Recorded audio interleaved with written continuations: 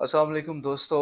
आपका भाई यासिर नकवी एक बार फिर खिदमत में हाजिर है। सुबह का टाइम फिर हम अपने शो से फ्री हुए। आज जिससे हम आपको मिलवाने जा रहे हैं, मेरे ख्याल में उनका तारुफ मुझे करवाने की ज़रूरत नहीं है, वो खुद ही अपने आप में एक बहुत बड़ा तारुफ है। सरदार साहब हमारे साथ हैं, हमारे होस्ट भी हैं, हमारे बहुत प्यारे भाई भी हैं, दोस्त भी हैं। इनसे बहुत कुछ सीखते भी हैं जी। जब हम लाइव शो कर रहे होते हैं, तो जब ये लाइव होते हैं, इनसे बहुत कुछ हम सीख रहे होते हैं। रोज़ के हमारे न्यू टॉपिक्स होते हैं, न्यू टॉपिक से फिर गेस्ट भी हमारे हर टॉपिक पे न्यू गेस्ट बैठा होता है। और आज सरदार जी से हम जानेंगे, सबसे पहले तो जानेंगे कि आज का शो इनका कैसा रहा। वो इनसे ज़रूर हम जानेंगे, लेकिन ये लेबनान से होके आए हैं जी। कोई पिछले हफ्ते लेबनान गए हुए थे और इस मंडे को आके इन्होंने फिर हमें ज्वाइन किया है। हमने लाइव शो दोबारा से स्टार्ट लिया है।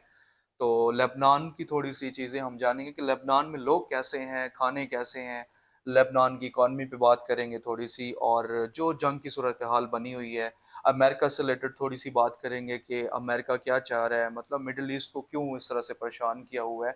ये सारी चीज़ें आज जानेंगे। हम सरदार जी का सबसे पहले तारुफ़ करवाते हैं। कैसे हैं जी सरदार साहब, ठीक हैं? बहुत शुक्रिया यासिर, आपको मुबारक हो। और आपने कहा कि आपका शो, तो ज़ाहिर बात है you are the captain and जो कैप्टन होता है उसकी ज़िम्मेदारी ज़्यादा होती है। बहुत और शुक्रिया। आप और आपकी पूरी टीम जो है वो बड़ी प्रोफेशनली काम करती है। शो मुख्तलिफ़ किस्म के गेस्ट होते हैं, उनकी मिजाज को देखना होता है और उस मिजाज के आगे चलना होता है। कुछ गेस्ट ऐसे होते हैं कि वो बड़ा अच्छा बोलते हैं, कुछ गेस्ट जो है वो हाँ ना में जवाब देते हैं। तो हमारी तजुर्बात बहुत ज़्यादा, कुछ 7-8 साल से मैं शो कर रहा हूँ, सो बहरहाल ये चीज़ें तो होती रहती हैं। बहरहाल आपने जो लेबनान की बात की, तो इसमें कोई शक नहीं कि लेबनान एक छोटा सा मुल्क है पाकिस्तान के मुकाबले में। और जब हम यहाँ बैठे होते हैं तो हम सोचते हैं कि पता नहीं लेबनान में पता नहीं क्या सूरत हाल होगी, बड़े इमारतें गिरी होंगी, बड़े हालात ख़राब होंगे। लेकिन एक छोटा सा मुल्क जो 1970 से मुख्तलिफ दिहाइयों में इसराइल के कब्ज़े में भी रहा है, फिर जिस तरीके से उसको आज़ाद करवाया गया वहाँ की मज़ाहमत ने, तो फिर मैं जब खुद वहाँ पे गया हूँ, मेरे लिए सफ़र बड़ा मुश्किल भी था, क्योंकि यहाँ से दुबई जाना, दुबई में स्टे करना, और वहाँ से फिर निकल के आप 9 से 11 घंटे स्टे करने के बाद फिर आप सफ़र करते 3 घंटे का। तो मैं जब बेरूत एयरपोर्ट पे उतरा तो मुझे बड़ा अजीब लगा कि बेरूत बड़ा खूबसूरत शहर। जब वहाँ से उतरे तो वहाँ की गलियाँ कूचे बड़ी साफ़ सुथरी, बड़े मुनज़्ज़म तरीके से वहाँ लोगों के रहन सहन मौसम है। वहाँ का कैसा है? मौसम मैं हमेशा कहता हूँ औसम है। उसकी वजह ही कि वहाँ पर बहिरे रूम है। ठीक है। बहिरे रूम के जो साहिल हैं वो ठंडे हैं। उमूमन मैं कोलमपुर रहा हूँ, इंडोनेशिया, इन साहिलों पे भी रहा हूँ, वो गर्म जो हवाएं हैं वहाँ से आती हैं। मेडिटेरियन सी जो है ये उमूमन ठंडी हवाएं वहाँ से आती हैं। तो वो बहुत ठंडा सा इलाका है, यानी ठंडी हवाएं चलती है, हब्स उस तरह नहीं होती है। वहाँ पर जो यानी साहिल पर मैं गया हूँ, बड़ी खूबसूरत इमारतें हैं, बड़े वो बीचेस बने हुए हैं। और ऐसा नहीं है कि हम समझते हैं कि शायद वहाँ उनके नज़रियात, हालांकि वहाँ पे कई पैगंबरों का जन्म उस जगह पे हुआ, उस लेबनान के एरिया में। फिर मौला हुसैन जी का जो सर मुबारक है, वो जब करबला में उनको शहीद किया गया, तो वो उर्दन और शाम और इन इलाकों से होते हुए वो यहाँ पर पहुंचे थे, बलबक के इलाके में। तो मैं वहां पे भी गया। हजरत खौला जी का जो हरम है वहां पर भी मैं गया। छोटी साहिबजादी थी जिनकी रास्ते में उनकी जो है वो शहादत हुई थी, तो वहां पर भी मैंने हाजिरी दी। तो एक मजमा है, एक तारीखी विरसा है वहां पर। उन्होंने उस तारीख के विरसे को बड़े खूबसूरत तरीके से संभाला है। जिस तरह मैंने बात की कि लड़ाई झगड़े भी बहुत सारे हुए हैं, पंगे भी बहुत सारे हैं, फिर दुनिया की ताकतवर तरीन, एक तरफ तो हम कहते हैं हमारी लड़ाई है, लेकिन वहां पे दुनिया की ताकतवर तरीन एजेंसीज जो हैं वो अंदर काम कर रही हैं, उनके खिलाफ काम कर रही हैं। उसके बावजूद लोगों का रहन सहन, एक चीज जो मैंने ईरान में देखी, जो चीज मैंने लेबनान में देखी, मुझे बड़ी अच्छी लगी और वो अट्रैक्शन वो मुझे करती है। हमारे यहाँ नॉर्मल पाकिस्तान में जुमे के जुमे ही लोग नहाते हैं, लेकिन उसके बावजूद मैंने ये नहीं देखा कि लेबनानी उनके साथ नफरत करते हैं, एक प्लेट में खाते हैं, उनके कई मिनिस्टर पार्लियामेंट का हिस्सा है। इसी तरह क्रिश्चियन की बहुत बड़ी आबादी है, क्रिश्चियन की लड़कियां बड़ी खूबसूरत हैं, हमारी किस्मत में तो कुछ और मिले हमें। ठीक है, तो ये जो तो खूबसूरती है वो आप अंदाजा लगा लें कि वहां पर ये तफरुक नहीं है।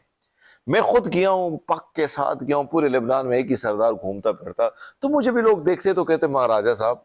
अच्छा, वो मुझे, मैंने पूछा ये महाराजा क्यों कहते? कहते हम जब दस्तार वाले को देखते जो हिंदुस्तान या पाकिस्तान से आते तो हमें लगता है बड़े अमीर होते हैं। تو میں نے کہا چلو امیر کبیر ہم ادھر نظر آ رہے ہیں. تو ہر بندہ آپ سے محبت کرتا ہے. اس میں کوئی شک ہاں نہیں. سکھ تو کمیونٹی جو یہ ہے پوری دنیا میں ماشاءاللہ ہاں مشہور ہے اور اپنے تو کاموں سے. یہ جو لبنان ہے، لبنان ٹوٹل اس کی ڈائیورسٹی، اس کی خوبصورتی، وہاں کے لوگ، وہاں کے کھانے بڑے مزے کے ہیں، ہیلدی فوڈ ہے. آپ نے میرے ویلوگز دیکھے ہوں گے. ہمیں بڑا عجیب لگتا تھا کہ بھیا پہلے جو سٹارٹر ہوتا تھا ہم پہلے وہ کھا لیتے تھے.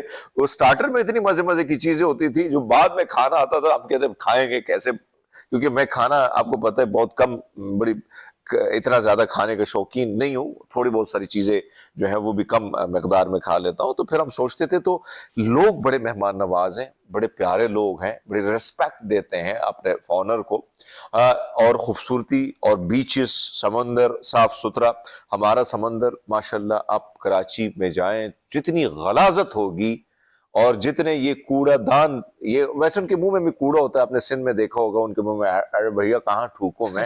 تو وہ ساری صورتحال آپ کو ساحل میں نظر آتی ہے، کوئی صاف ستھرائی نہیں ہے. مطلب صاف لبنان اور پاکستان میں کمپیریزن کیا جائے صفائی کے حوالے سے تو لبنان آگے ہے نہیں نہیں، پاکستان. بہت آگے، صدیوں آگے. ہم 200 سال پرانے، میں اکثر انگریز میرے دوست ہوتے تھے، میں ان کو پاکستانیوں کو کیسا دیکھتے ہیں لبنانی پاکستانی؟ مطلب کہ جیسے ایران میں پاکستانی پہلے چلا جاتا تو اس کو تھوڑا سا مطلب حقارت کی نظر سے، اب اگر تھوڑا سا چینج ہوا ہے نہیں، کوئی ایرانی چینجز نہیں ہے پاکستان میں. ہمارے جو حضرت کے ساتھ. میں نے یہ آپ کو سنی بولا سنائی باتیں ہیں ساری. نہیں، دیکھو مسئلہ یہ ہے کہ جب آپ کو لیڈرشپ نہیں ملتی ہے تو دیکھو گھر کا بڑا ہوتا ہے نا، تو بچے بھی سیٹ ہوتے ہیں منظم طریقے سے.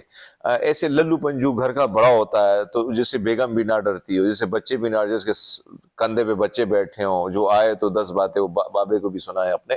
تو ہماری مثال وہی ہے معذرت کے ساتھ. ہم ابھی بھی منظم قوم نہیں بنے ہیں. تو باہر بھی جب ہماری حرکتیں، آپ ایران نہیں گئے، میں گیا ہوں.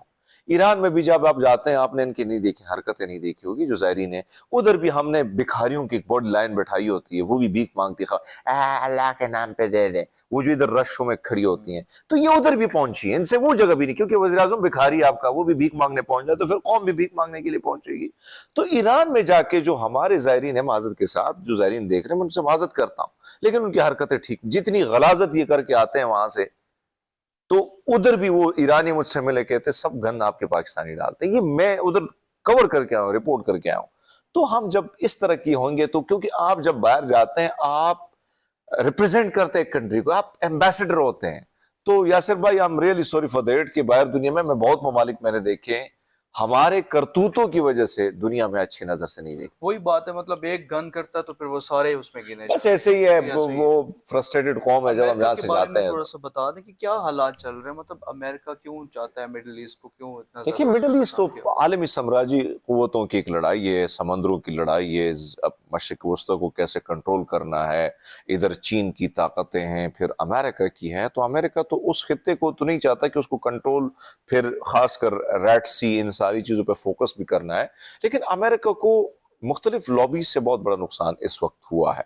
اس کی وجہ یہ کہ مشرق وسطی میں اسے وہ کامیابی نہیں ملی، اور پھر جس طریقے سے وہ ایکسپوز ہو گیا اس انسانی حقوق کے معاملے میں، غزہ میں ظلم زیادتی کے حوالے سے. ابھی آپ دیکھیں کہ فرانس جیسا ملک جو اس کا اتحادی ہے، وہ کہتا ہے میں تسلیم کرنے جا رہا ہوں. برطانیہ نے کل اعلان کر دیا ہے، کینیڈا نے کر دیا ہے. تو اٹس مین کہ جو ایک پاور تھی یورپ کنٹری کی صورت میں یا دیگر ممالک کی صورت میں، اتحادیوں کی صورت میں، امریکہ وہ لاس کر رہا ہے. اپنی کریڈیبلٹی اس لیے لاس کر رہا ہے کہ وہ اپنے بیانی پہ کھڑا نہیں ہے. ڈونلڈ ٹرمپ یا اس سے پہلے یا ان کی اسٹیبلشمنٹ، ان کو، کیونکہ یہ ہر 100 سال بعد نا زوال ہوتا ہے، ایک طاقت کنورٹ ہوتی ہے، ڈائیورٹ ہوتی ہے. تو اب جو معاملہ ہے وہ ایسا لگتا ہے کہ پہیہ بدلنے والا ہے، یعنی جو مغرب کا پہیہ ہے وہ جھکنے والا ہے، اور جو مشرق کا ہے وہ اوپر ہونے والا ہے. بالکل. تو مڈل ایسٹ میں اس طرح خاطر خواہ کامیابی نہ ملی. ایران کے حوالے سے جس طرح بیانیہ ڈونلڈ ٹرمپ کا تھا، وہ اس سے یو ٹرن کئی دفعہ لے چکا ہے. پھر ڈونلڈ ٹرمپ نے کہا کہ میں اپنے امریکہ کو گریٹ امریکہ بناؤں گا. اٹس مین کہ امریکہ گریٹ اب رہا نہیں ہے. 38 ٹریلین سے زیادہ اس پر قرضہ ہے، اور 18 سے 19 ٹریلین ڈالر میرے خیال میں وہ صرف چائنا کا ہے. تو پھر وہ ٹرمپ جیسے آئے، اس نے جو ابھی آپ کو پتا ہے کہ ٹیرف لگایا، اس ٹیرف سے کتنا نقصان امریکنز کو ہو رہا ہے. امریکن کی گلیاں کوچوں میں آپ جائیں گے تو بیچارے بھیک مانگتے ہوئے لوگ ملیں گے آپ کو. تو حالات اس کے لیے بھی کوئی سازگار نہیں ہے. پھر دنیا جو برکس کی طرف جا رہی ہے کیونکہ دنیا اب بدلنا چاہتی ہے, جنگ جدل سے دور لوگ رہنا چاہتے ہیں, اور امریکہ کی ایک پالیسی ہے کہ بارود بیچو, لوگوں کا خون بہاؤ اور اس سے ڈالر کماؤ. تو اس پالیسی سے اب دنیا تھکی ہوئی ہے, دنیا کاروبار ٹریڈ کی طرف جانا, جس طرح چائنا کی پالیسی ہے. تو میرے خیال میں بدلاؤ بہت تیزی سے آ رہا ہے یاسر بھائی. گڑک ہوتا ہے تو اس میں خود ہی گرتا ہے, جی تو یہی بس ہوا ہے. یہ بہت سچویشن ہے. شکریہ حرمیت بھائی, تھینک یو سو مچ, آپ نے ٹائم نکالا. مجھے یہ یقین ہے کہ آپ شو کے بعد تھک جاتے ہیں, پھر اس کے بعد ابھی پھر 10 منٹ آپ بیٹھیں. دوستو, آپ نے حرمیت بھائی کی کہانی سنی, ساری انہوں نے چیزیں اپنی بتائی, لبنان میں انہوں نے کیا کیا, مطلب اپنے چیزیں انہوں نے ہمیں بتائی کہ وہاں پہ کیا کیا ہوا ہے, تھوڑا امریکہ کے بارے میں بھی. اور ملتے ہیں پھر نیکسٹ ویڈیو میں انشاءاللہ, نیکسٹ ولاگ کے ساتھ. لیکن جاتے جاتے میں ایک پیغام دوں, ناظرین جی جتنے بھی پلیز. آپ مجھے فالو کرتے ہیں, تو میری آپ سب سے گزارش ہے کہ یاسر بہت ٹیلنٹڈ ہے, اور ماشاءاللہ ان کا اپنا یوٹیوب چینل آپ سب نے سپورٹ بھی کرنا ہے, سبسکرائب بھی کرنا ہے. اور ان جیسے نوجوانوں کو سپورٹ کرنے کا مقصد یہ ہوتا ہے کہ آپ تک ریئل جو بیانیہ ہے, وہ جو ٹیلی ویژن کے تھرو نہیں آ سکتا ہے, وہ سوشل میڈیا کے تھرو آ جاتا ہے. تو سبسکرائب کیجئے گا, شیئر کیجئے گا, لائک کیجئے گا, اور کمنٹ سیکشن میں اچھے اچھے کمنٹس بھی دیں اور نیگیٹو بھی دیں تاکہ ان کی اصلاح ہو. بہت شکریہ دوستو آپ کا سب کا, اور ہمیں اپنی دعاؤں میں یاد رکھیں.